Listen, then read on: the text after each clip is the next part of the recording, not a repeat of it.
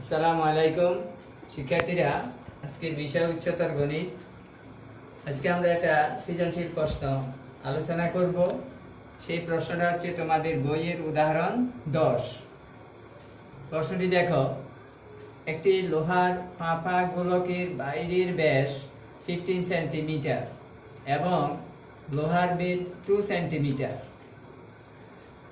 প্রশ্ন হচ্ছে গোলকের ফাঁপা অংশের আয়তন নির্ণয় করো। ফাঁপা অংশের আয়তন অর্থাৎ গোলকের ভিতরে যেটুকু খালি জায়গা আছে, ফাঁপা আছে, সেই অংশের আয়তন বের করতে হবে। তো এখানে ফাঁপা গোলকের বাইরের ব্যাস দেওয়া আছে। যেমন দেখো, এই যে একটা ফাঁপা গোলক, এটা লোহার একটা ফাঁপা গোলক, ভিতরে খালি আর চতুর্পাশে লোহার একটা স্তর আছে বা আবরণ আছে। তো এখানে দেখো সমতল পৃষ্ঠের উপরে চিত্র সমতল পৃষ্ঠের উপরে বৃত্তের মতোই হবে গোলকের চিত্র। এটা একটা ফাঁপা গোলক যার বাহিরের ব্যাস দেওয়া আছে 15 সেন্টিমিটার, অর্থাৎ এই প্রান্ত থেকে কেন্দ্র দিয়ে এই প্রান্ত পর্যন্ত এই পুরোটা আছে আমাদের 15 সেন্টিমিটার। এটাকে অর্ধেক করলে আমরা ব্যাসার্ধটা পাবো কেন্দ্র থেকে পরিধি পর্যন্ত। এটা হলো বাহিরের, মানে বাহিরের অর্থাৎ লোহার বেধ সহ ব্যাসার্ধ। এখন লোহার বেধটা এখানে দেওয়া আছে 2 সেন্টিমিটার, এইটুকু। এই যে লোহার যে বেধটা আছে চারপাশে, এটা হলো 2 সেন্টিমিটার। তাহলে ওই ব্যাসার্ধ থেকে আমরা যদি লোহার বেধটা বাদ দিই 2 সেন্টিমিটার, তাহলে থাকবে ফাঁপা অংশের ব্যাসার্ধ। সেটা দিয়ে আমরা ফাঁপা অংশের আয়তন নির্ণয় করব। সমাধান ক, ফাঁপা গোলকের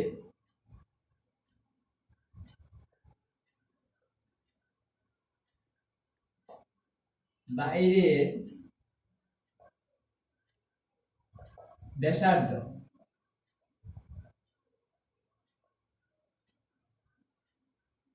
r equal to 15/2 centimetre equal to 7.5 centimetre.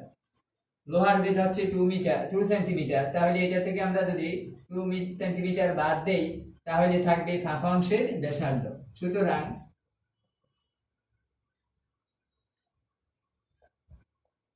ফাঁপা অংশের ব্যাসার্ধ, ফাঁপা অংশের ব্যাসার্ধ আমরা যদি r1 ধরি, r1 equal to 7.5 minus 2 centimetre equal to হবে 5.5 সেন্টিমিটার। সুতরাং গোলকের ফাঁপা অংশের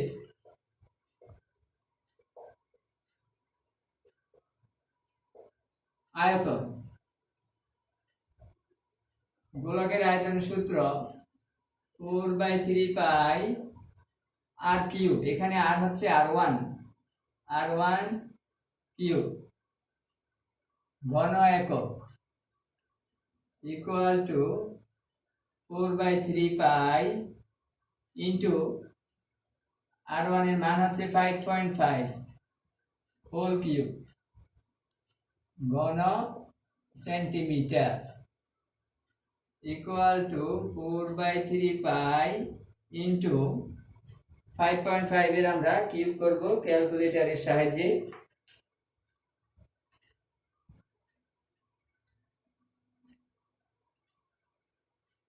ওয়ান 166.375 ঘন সেন্টিমিটার।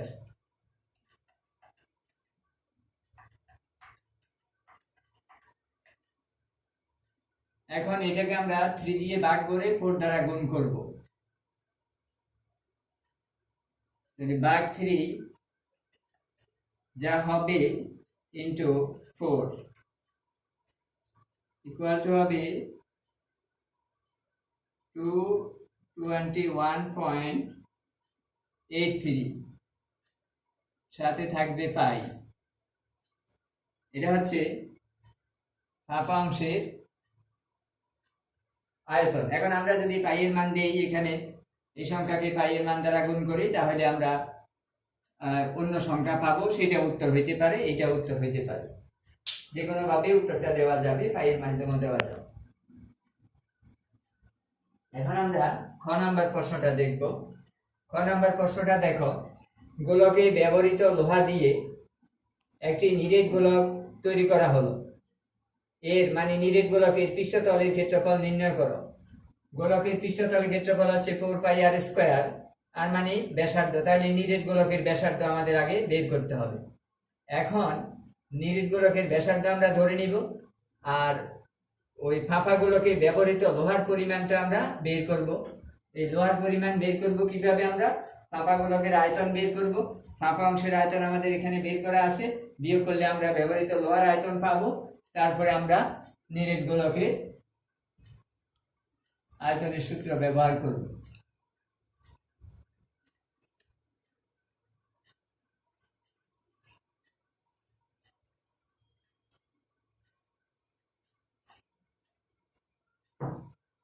সমাধান খ,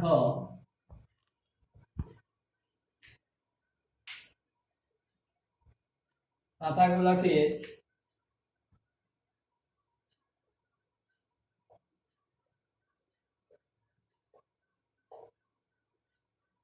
ব্যাসার্ধ r = 15/2 সেন্টিমিটার = 7.5 সেন্টিমিটার। সুতরাং ফাঁপাগুলোকের আয়তন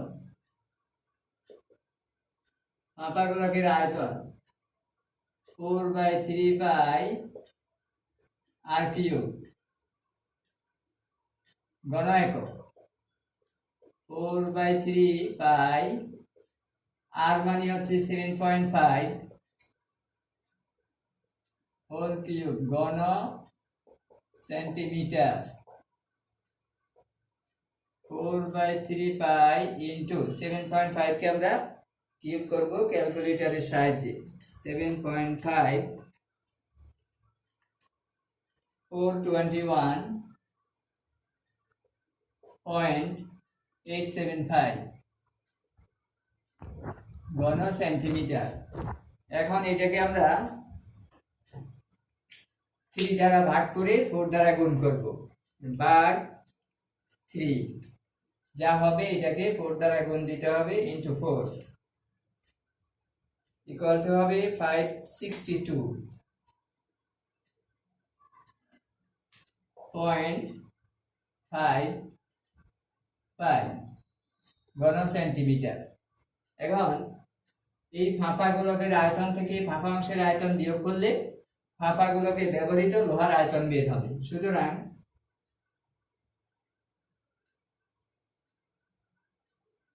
ফাঁপাগুলোকে ব্যবহৃত লোহার আয়তন সমান 562.55 মাইনাস 221.835 ঘন সেন্টিমিটার।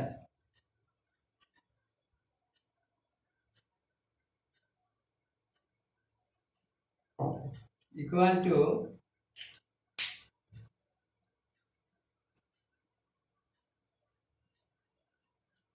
বিয়োগ করি আমরা 221.83 ইকুয়াল টু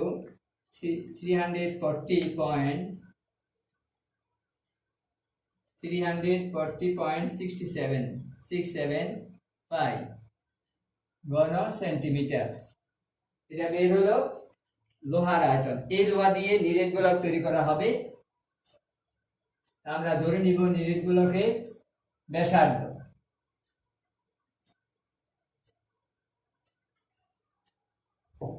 ধরি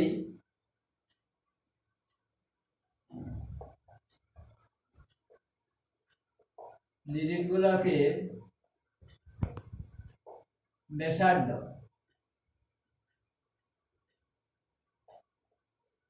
নিরেট গোলকের ব্যাসার্ধ আমরা যদি ধরি ক্যাপিটাল আর সেন্টিমিটার, সুতরাং নিরেট গোলকের আয়তন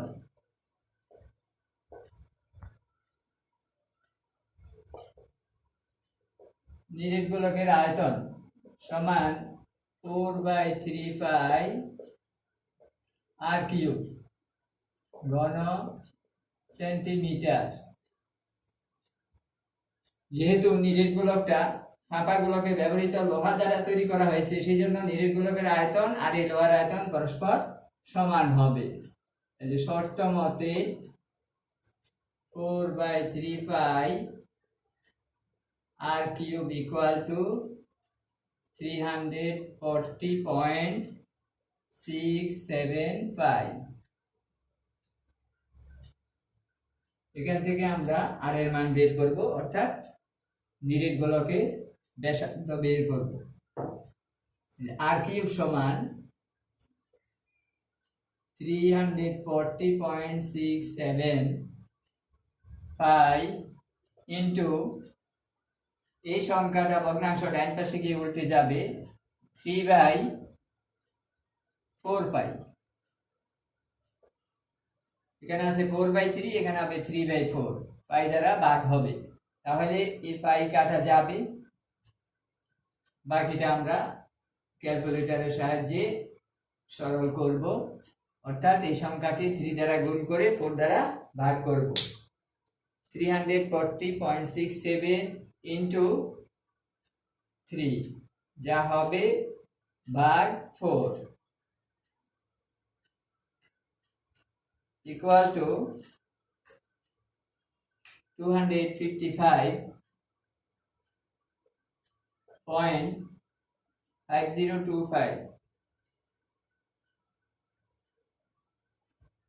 এখন আমরা এটার ঘনমূল নির্ণয় করব। আমাদের ঘনমূল নির্ণয় করতে হলে সাইন্টিফিক ক্যালকুলেটর লাগবে।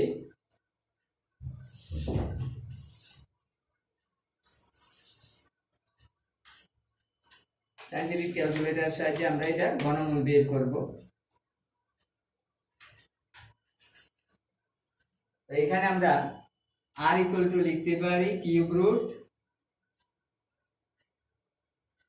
255.5025।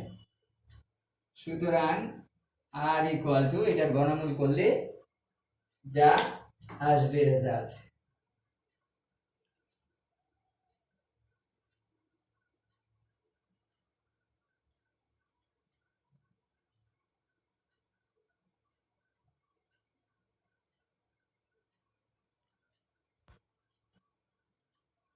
কিউব রুট 255.5025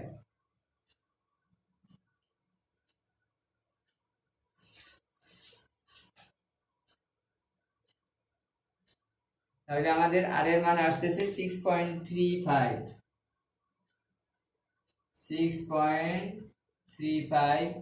প্রায় 6.35। এখন আমরা নিরেট গোলকের ব্যাসার্ধ পেয়েছি, এখন নিরেট গোলকের আমরা কি বের করব? পৃষ্ঠতলের ক্ষেত্রফল।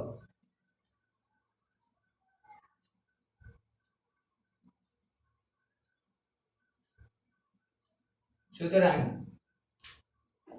নিরেট গোলকের পৃষ্ঠতলের ক্ষেত্রফল সমান 4πr² বর্গ সেন্টিমিটার ইকুয়াল টু 4 ইন্টু এর মান 3.1416 ইন্টু আর এর মান 6.35 স্কয়ার বর্গ সেন্টিমিটার।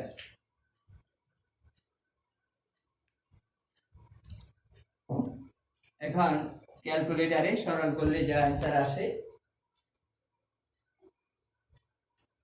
6.35 স্কয়ার করব, 6.35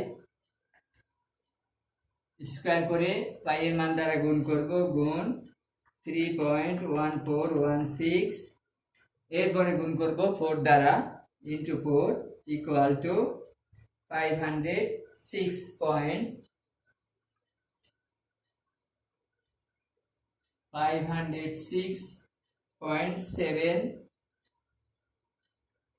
প্রায় অ্যান্সার 506.7 বর্গ সেন্টিমিটার প্রায়। তো আজকে আমরা এখানে শেষ করব। গ নাম্বার প্রশ্ন পরবর্তী ক্লাসে আমরা আলোচনা করব। সবাইকে ধন্যবাদ।